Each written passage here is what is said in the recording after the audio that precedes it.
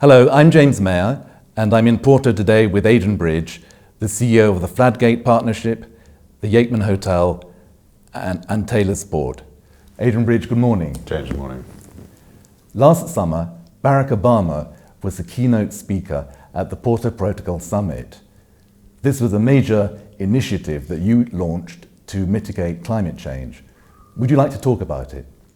Yes, I think the issue of climate change is clearly very important for the whole of the wine industry. In fact, the whole of the agricultural sector is clearly greatly affected by change in climate, and we see that in the Douro Valley. And I think there's actually more that we can do about it, and there's a number of sort of key points, I think, that make the wine industry a specific, or creates a specific position for leadership within the wine industry. So it's important, it affects all of us, and there's no time to waste. Sure. I believe you're just back from the United States, where you were promoting the Porto Protocol. How did the Americans respond? Well, obviously everybody's interested in this. There are certain camps that are perhaps in denial of the reality of climate change, but for all of us, we see it day in, day out, whether it's wildfires or excessive snowfalls in the Alps or droughts for multiple years in whether the Atlas Mountains or in South Africa. And I think, no matter where we go, we're seeing the effects, we're having to live with it. And I think the wine industry has a number of points that are extremely important that allow us to share experiences across the world, because broadly speaking, we're growing the same plant, more or less, with the same objective, to produce wine. And we therefore are doing so under a lot of different climatic conditions. We're all learning what we're doing. We as tailors have been fairly active in this area for about 20 years or so, but we're probably not very good at sharing, or haven't been particularly good at sharing with a wider audience everything that we're doing. Yes. You're now preparing the Climate Change Leadership Conference. The theme for this conference is Solutions for the Wine Industry. What specific contributions can the wine industry make to mitigating climate change? Well, I think there's 4 key points that make the wine industry important, that people really need to think about, that are in the industry. The first is that the wine industry has a plant, the vine, which is a particularly hardy plant, but it has a very fragile fruit. The fact that it's a hardy plant means it actually can often grow in very remote regions. And I think that what we see is many places of the world, it is the vine and the wine industry that is supporting the socio-economic activity of that region. So it's actually very critical for remote areas. And I think that's also quite critical for a number of aspects of our culture and history. And of course, I would point to the Douro as a good example, because if you took the vine out of the Douro, there's nothing there. Sure, yeah. I think the second point that I would focus on is that the wine industry, particularly vineyards, are typically owned within family structures. So that gives 2 things. That gives you a chance to, a memory, if you like, that is passed down between generations.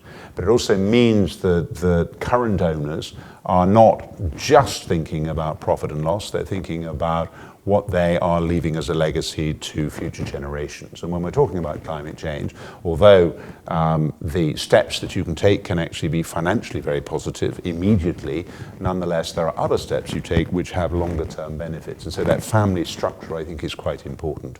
Yes, it's interesting you should talk about this notion of multi-generations. Of course, with climate change, we're now in we're in an accelerating process. And of course, today you're preparing the Climate Change Leadership Conference, which is going to take place in Porto. You've lined up a very impressive list of speakers, ranging from climatologists to wine producers. What are some of the issues that you expect them to be bringing to the table? Well, so I think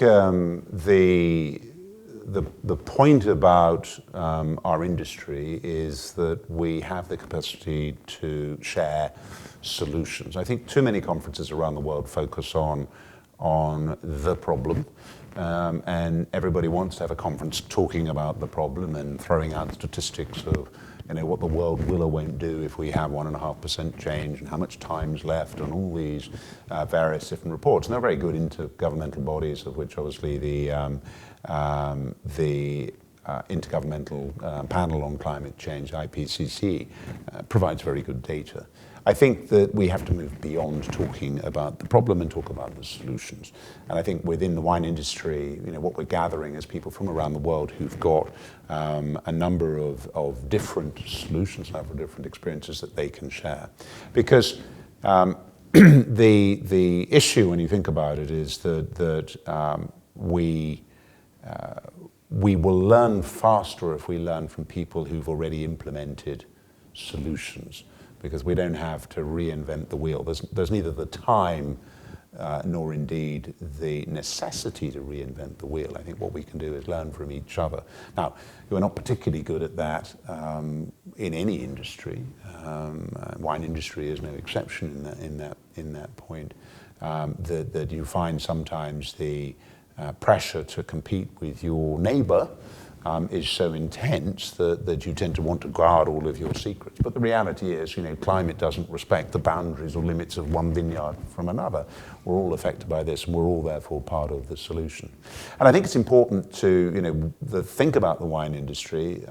I would argue that the wine industry is the only branded agricultural industry in the world. And I say that, I think that that's a point of real importance, because most people, are consuming 3 times a day agricultural products, assuming they eat 3 meals a day. But broadly speaking, they have absolutely no idea where the raw material came from. And even if they're enjoying a whiskey, a vodka, a beer, or any other alcoholic beverage, again, if they talk to the people who make those, there's very little sense of where the raw material came from, because quite often it is purely a commoditized product, a barley or a hop or whatever. There's clearly going to be specific cases that is not but in the broad, that is the case. Whereas actually when you go and talk to the wine industry, you talk to a winemaker, they can probably give you the GPS of where the raw material comes from. And I think that sense of place is extremely important. I think it's a very huge differentiating factor for the wine industry. I think that it means the wine industry can take a leadership position. And I would also supplement that by saying that because the wine industry actually talks to the end consumer, which obviously in commoditized agricultural businesses they don't, but we do, and we have that ability to transmit that passion, to transmit the story, and to tell people what we're doing.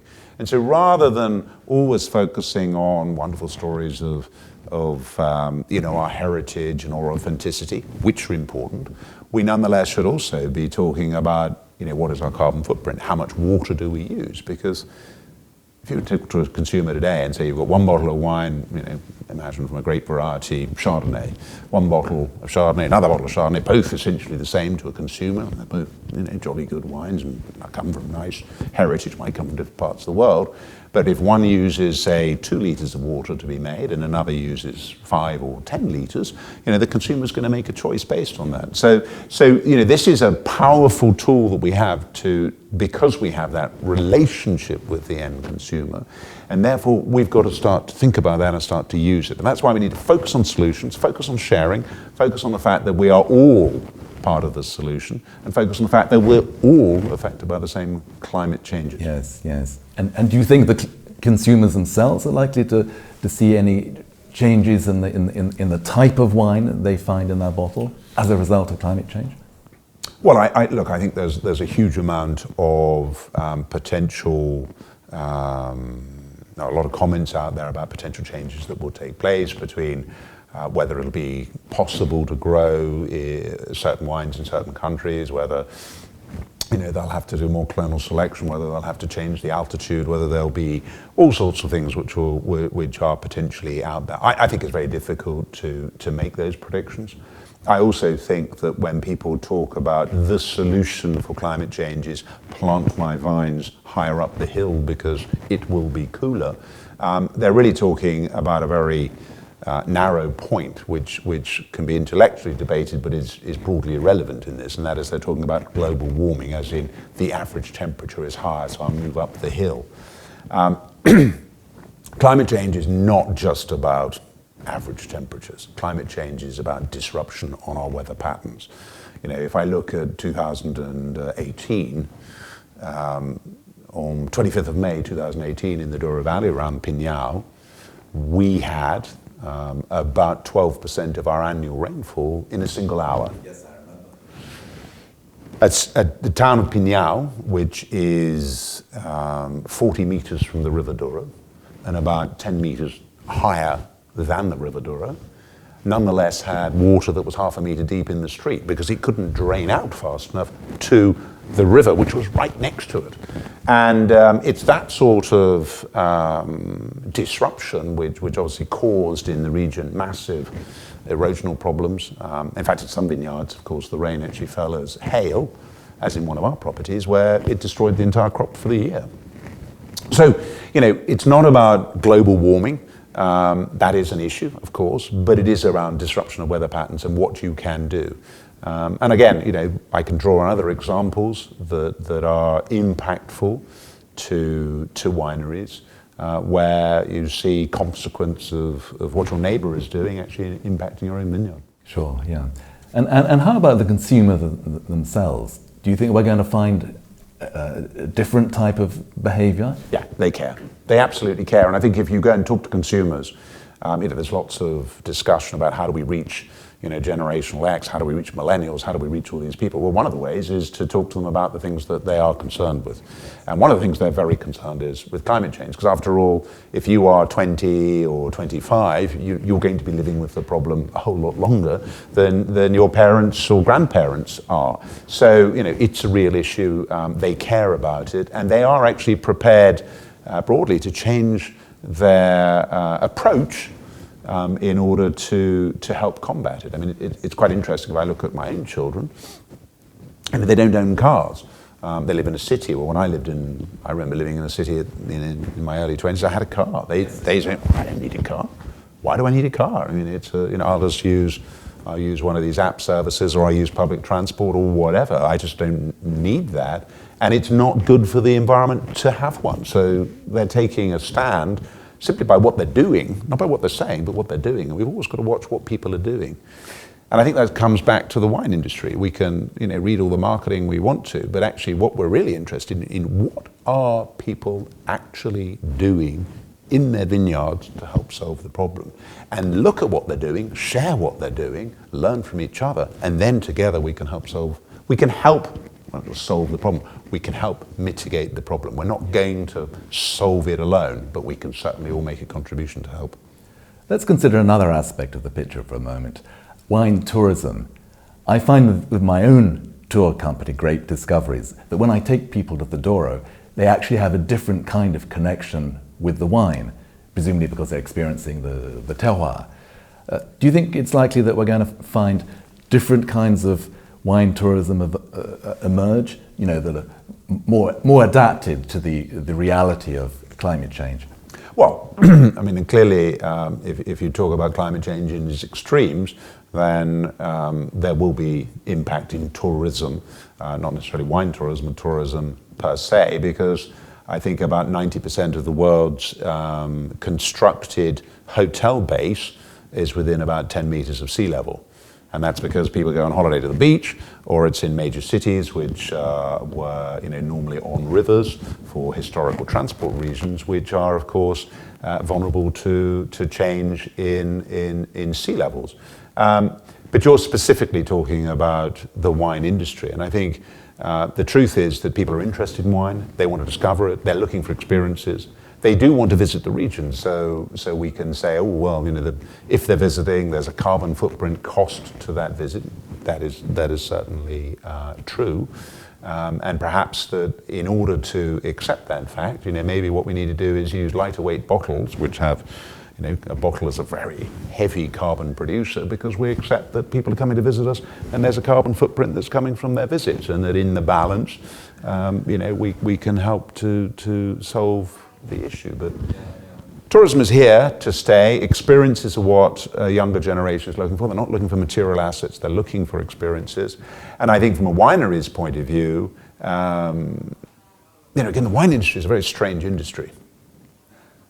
If you think about it, what people have historically done is they've gone and found a piece of dirt that broadly had nothing, identified that it might be good to plant some vines in, so they plant the vines, and they tend these things, and they nurse them, and they, after a few years of growing the crop, they then have a product that they want to sell. The first thing they do is they take samples, put it in a suitcase, and rush off around the world trying to find a consumer, and then when they found someone interested, build a distribution system in order to serve those customers. And that is an old model. The current model is that there's a visitor knocking on your door saying, I want to come in and I want to learn about this. And there's no point putting a sign up saying, I'm sorry, I'm in the other part of the world talking to people with a PowerPoint presentation, when actually you can show really self-selected interested people, because they're knocking on your door, what you really do, and create that emotional attachment and emotional connection with them, which, if done properly, can last a lifetime. As the industry adapts to climate change, I'd really love to know, what personal advice would you like to give to a young person beginning to appreciate and get to know wines?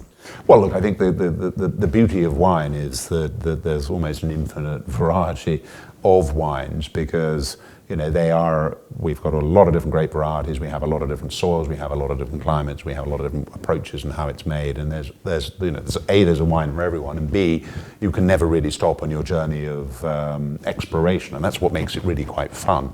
And I think that I would certainly say to anybody who's, no matter where you are in your wine journey, keep on exploring, because there's just so much out there. What kind of outcomes would you like to be celebrating after the conference? Well, the conference, possibly with a glass of Taylor's Port. Well, I'd love to do it with a glass of Taylor's Port, or indeed, any other fine glass of port. But I think the really key thing is that we start to help people make a difference. I think it's, I think the problem sometimes is that people feel that A, there's a magic bullet, and that there's going to be a new technology that will solve the whole thing, or B, government's going to fix this. And the reality, all of us have a contribution to make. And I think if you're running a business, then you have to look at the economics of this. And quite often, doing the right thing for the climate also actually saves money and improves your profitability. This isn't always a cost. There is a strong benefit to it. And obviously, the best way to do that is to not spend lots of time and money experimenting, but actually just learn from people who've done it before, and then be able to implement and hit the target first time. And so if from running the Climate Change Leadership Solutions for the Wine Industry event here in Porto in the 5th to the 7th of March of 2019, we are able to engage more people to go back to their wineries, implement change, and start to make a difference, that will be success. These things are never done in a single day, and that's why we have this thing called the Porto Protocol. The Porto Protocol is an open platform. You, James, have with your company, have signed up to join the Porto Protocol, because the Porto Protocol is both a movement as well as an ability to share solutions. And that platform is there. So what we're asking people to do is really two things. They're really fairly simple things. The first is we're asking them to do more tomorrow than they're doing today. And the reason it's deliberately vague is because if we set a target and said, right, we need a 10% reduction in your carbon footprint. Well, if you didn't know your carbon footprint, how can you sign up to that? Very tricky. But I think most people understand that doing more is possible. And if you're just starting your journey, there are some obvious easy things to do. If you're already some way down your journey, as we at Taylor's Port are, then what else can you do? And I think that brings us to the second part of the Porto Protocol, is that we're asking people to share their experiences. And so, I'll be looking at that website for inspiration for what next we can do, because I'm seeing what other companies elsewhere in the world have done, and I can talk to them or see from the website, exactly the case study of what they've done and what works, and then try and implement that in our own business. Indeed. Well, we're looking forward to some very stimulating exploration of these important issues at the Climate Change Leadership Conference in Porto from the 5th to the 7th of March.